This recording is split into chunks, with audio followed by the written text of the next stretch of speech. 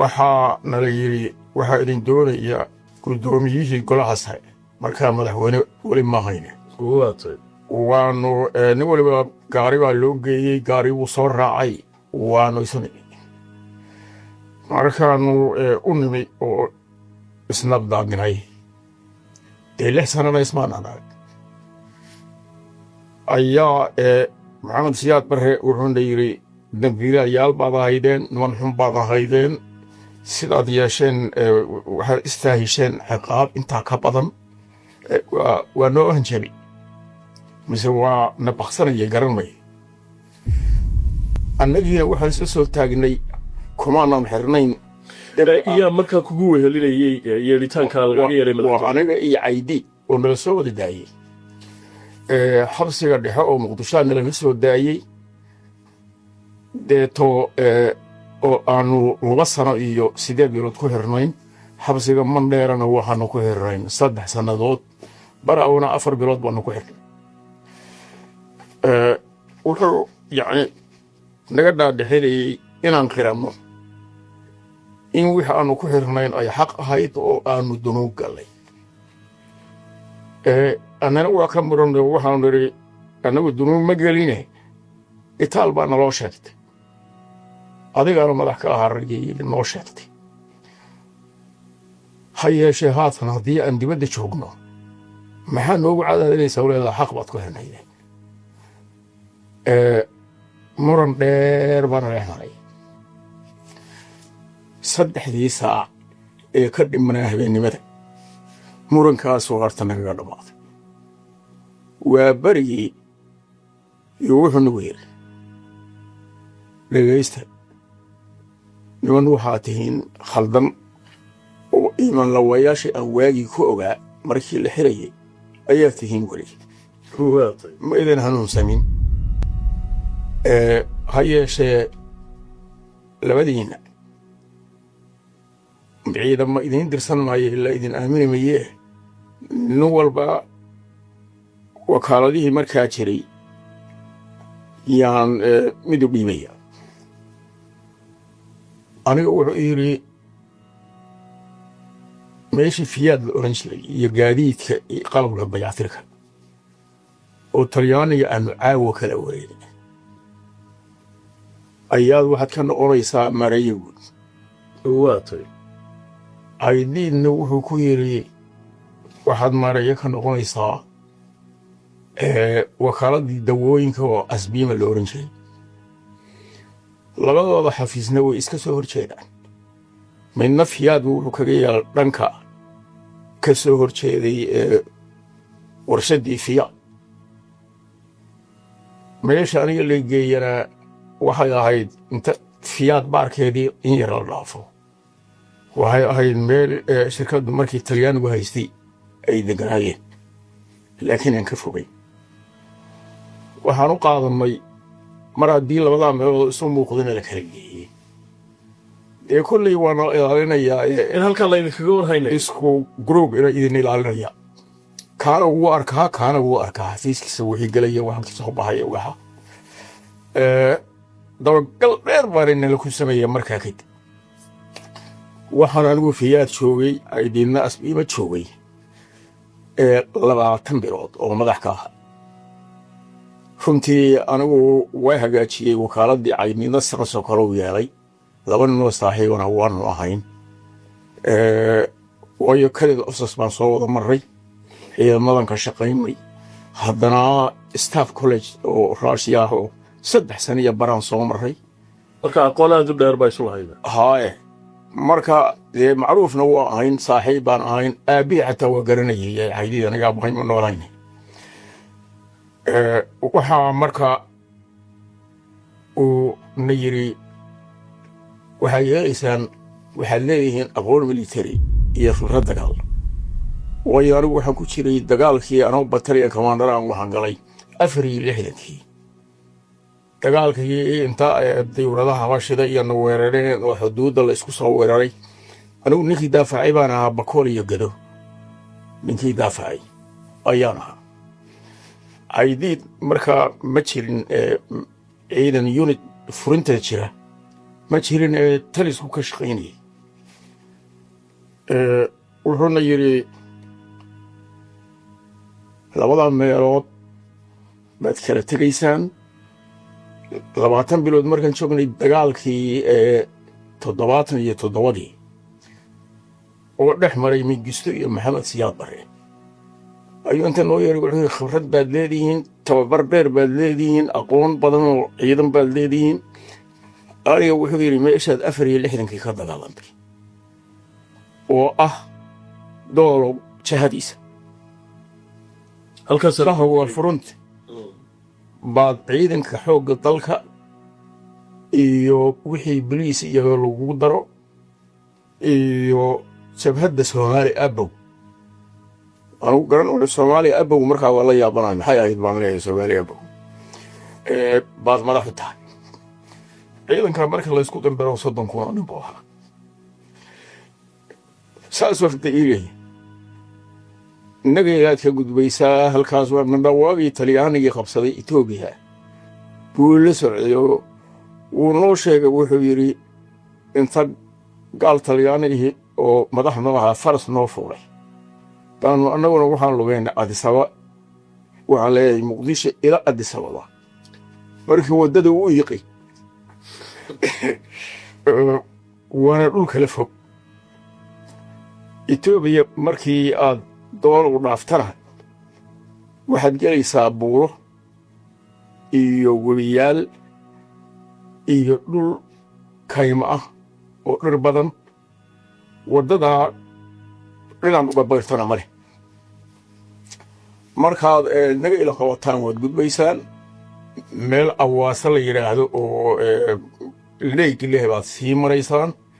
yaad sii maraysaa ciidankaagu Addis Ababa koonfurka soo weeraraysa Addis Ababa koonfur kaga imanaysa oo marka qorshaha way ku jirtay bilowgiiba in Addis Ababa xitaa la gaaro adeer way ku jirtay anigu go'aanka wax kuma lahan qorshahan wax kuma lahan hay'ad anigu fii'ad baan fadhiyay oo marka ciidan ka shaqeynay ciidanka harar iyo dirir dhawayga weeraraya kaasina halkaasuu markuu daharaya dirir dhaw qabsaday soo gudbayaa webiga hawo ashuu ka soo gudbayaa waxa isugu imanaysaa meel isagu markaa magaceeda yaqiin la waagi u maray oo magaala oo adoo iga raaliya hadda halka ka yar dhex galo sida dad fara badan ay tilmaamaan ama taariikhyahanadu ay sheegaan adigu dabcan xog hoosaad haysaa waxa dagaalka loo galayay la xoreeyo wixii lagu tilmaamayay Soomaali galbeed ama gobolka Soomaalida Itoobiya marka qorshuhu mu ahayn u badleeday in halka lagu koobnaaday ilaa Addis Ababa absolutely ma hay'adana la yiri Addis Ababa koonfurka soo weerar ciidanka harar iyo dirir ka soo degayaan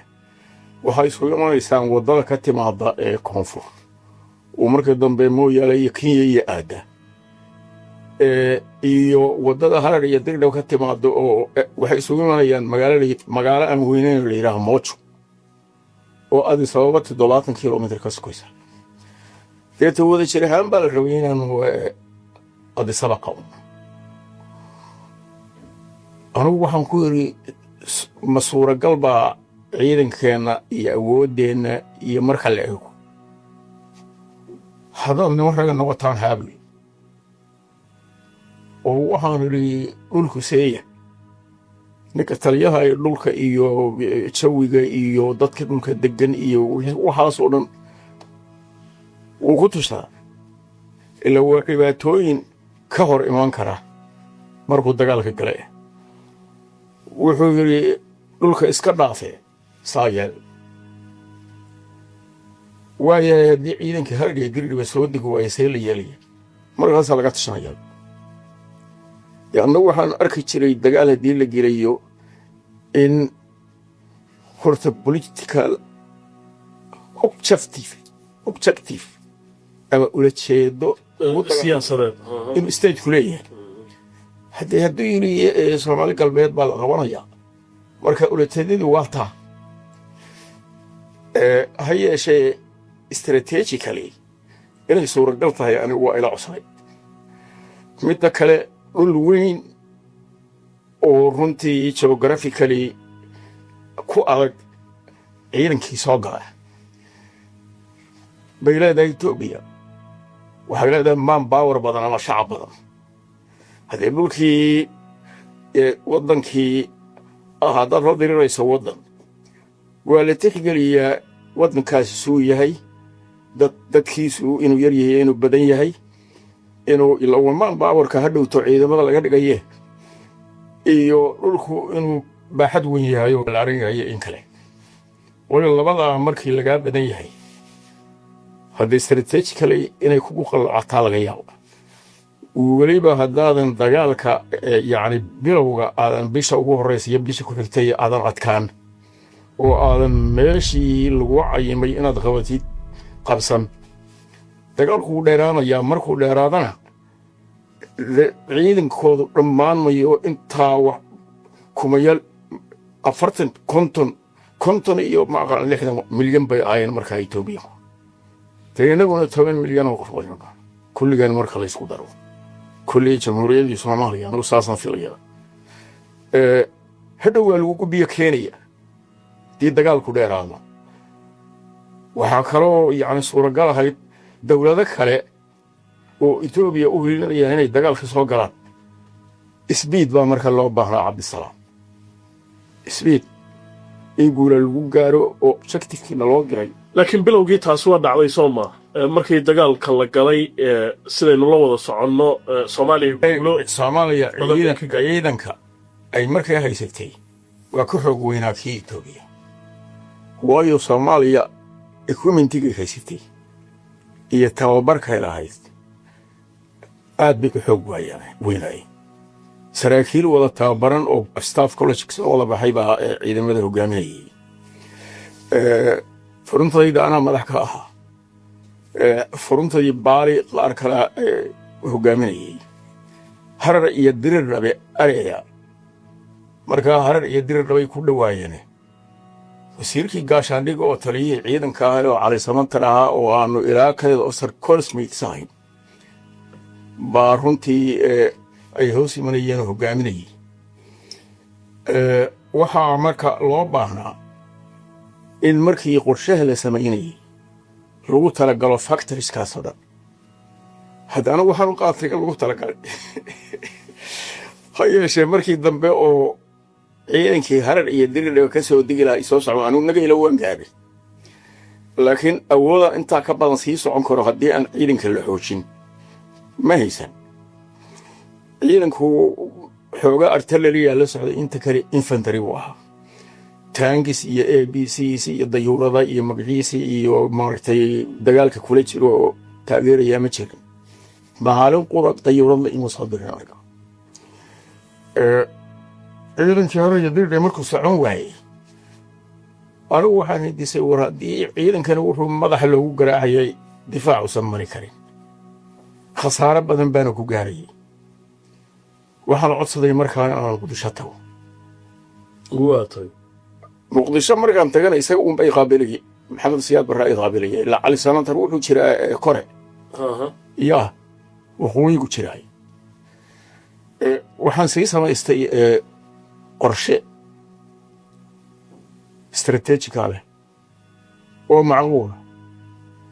qorshe markaad samaynayso aad ciidan tahayna waxaad ku talagelaysaa factories badan waxaasoo dhan anigu oo runtii tixgeliyey ayaan qorshihii sameeyey qorshuhuna dee marna waa qoraal oo waa ribood iyo fikradaada aad dhiibanayso marna maabka la dugaynaya oo darbo warbixinaad bixinayso waxay iman diyaarsaday waad iman kartaa baa la yidhi waa tegey galab baan soo galay magaala tayarad baa doolow igu soo diray yara oo boliisku lahaa laakiin nageyle ilaa doolow gaari waan ku soo maray madaxweynihii oo la fadhiya nin sarkaale yaan soo galay oo soo fariiso yiri soo fariiso ma timi soo fariiso ninka markaa la fadhiyay wuxuu ahaa Maxamed Nuur Galaal oo furuntada dirir dhama markii hore madax ka ahaayoo laga soo bedelay Maxamed Nuur Galaal raashiyaan wax ku bedelay Banjir waase iga dhalin yaraa iyo gaabna ayaa garanayay fakaranaysaa anigu markaas waxaan idhi anigu waxaanoo imi guddoomiye kuu soo jeediyaa haa buu yidhi miis baa meesha yiri wuxuu hoos fadhiyaa xafiiskii uu ku shaqayn jiray seexanna jiray oo eerboorkii muqdisho ku yeedha geed ku hor yaal oo weyn baa miis yari u yaalo waxaa ugu rakiban jalaskii baalkii mayay qaylinaya iyo markii uu soo geliya geedkaasu garaaca wuxuu yidhi waad yeeli kartaa iyo bilow umana sheegin waxaan wato markii hore waxaygii baan explanation galay horta riboodkii baan dusha u dulmaray oo akhriyey qaybihiisii muhiimka ah deetana maabkii baan intaan kala bixiyey oo miiska saaray baan iyadana ka hadlay wuxuuna way isleeyihiin riboodka iyo maabka wayna isku yimaadaan waxaan ku yidhi guddoomiye amarkii aadna siisay anigu waa garanaya aniguna nagaylaan joogaa ciidankii hareer iyo diri dhammaana soo socon waayo de garanayo difaac adag miyaa ka hor yimid ma wax kalaa dhacay difaac ayan mari karin baa madaxa loogu garaacayaa ciidankiina khasaaro badan baa gaaraya dee taasina waxay keenaysaa ciidankii awooddiisiina inay yaraato muddaduna dheeraato muddo dheerna haddaynu dagaalkan ku jirro aakhirka waa jabayno waxaan kaa codsanayaa qorshihii istarateejikaalka ah ee aad dagaalka ciidamada ugu dirtay in wax laga beddelaa maxaa la yeelaa waxaan ku idhi ciidamadan meesha aad madaxa ugu garaacaysaan waxaan kaa codsanaya ka daaya waayo mar haddayan guulo dhalinayno hore u soconayno magaalooyinkii loo xilsaaray inay qabtaan ee ahaa harar iyo birirlebe haddaanay gaarayn oo muddo dheer ay ku qaadanayso inta markii aad weerar gelisaanba la soo jebin iyo khasaaro badina dhacayo ee ciidanku halkaas waana runtii ku itaalyaraynayaa oo khasaaro badan baa gaaraya wakhtiguna waa dheeraanayaa waxaana muuqata ciidanku halkaa inuusan mari karayn hadda haddaan la bedelin qorshaha maxaa yeeli lahayd buu yidhi waxaan ku talinayaa bani meeshan ciidanka madaxa loogu garaacaya hadduu mari waaye ciidanka difaaca la geliya ciidan badan oo ka mida oo culus wata ha la soo wareejo koonfur ha loo soo wareejo oo aniga ha la ii keena annagu markaas horey wuu socon karaa markii taangis iyo a b c iyo dayuurado iyo magaciis iyo waxaas ay taageerayaan anigu addis ababa koonfurteeda waa tegi karay runtii laakiin nageere iyo addis ababa waa 600 kilomitr oo leyk iyo webi iyo buuro iyo mirana markaan sidaa iri wuxuu igu yiri ka soco ka gudub weeye yani buu sheegay marka waxay kugu muuqatay inaanu talada qaadan anigu taladaasaan soo jeedi wuxuu yiri ka gudub dee haddaan ka gudbo khasaara iman doontee yaa mas-uulka noqonayaa adii waxba kaamay gelina ka socon markaan dhammeeyey anigu explanationkeygii buu wuxuu yidhi ka soco waxaa yeelaysaa sidaa yeeli maynee furuntada aad ka timid ku noqo